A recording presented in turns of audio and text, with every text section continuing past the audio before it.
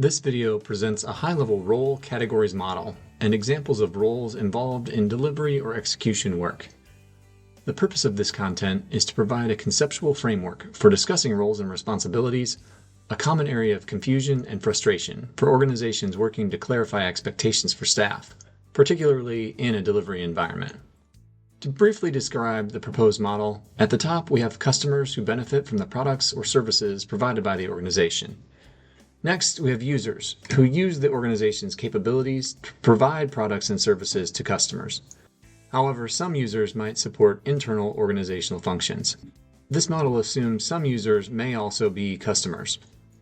The next category in the model is practitioners, which is a broadly defined category assigned to anyone who makes improvements to the organizational capabilities. We've assumed all users should have this responsibility. Another subcategory of the practitioner category in this model is the enabler role, which defines anyone who enables and empowers the other practitioners who are working to make changes. We've assumed all enablers also meet the definition of the advocate role, which is a role that advocates for improvements, but not all advocates are presumed to be enablers. Lastly, we have stakeholders, which include every role category identified so far. Stakeholders are defined as anyone with a vested interest in the organizational outcomes. As we move down in this model, the level of control people have over the outcomes decreases, while their accountability for results increases. In a commercial environment, we usually refer to our customers just as customers, but in a government services context, we might refer to them as members, beneficiaries, applicants, recipients, enrollees, and likely many other names, context-specific to different program areas and their processes. Some folks may be both beneficiaries of services and users who provide them, like assisters and service providers.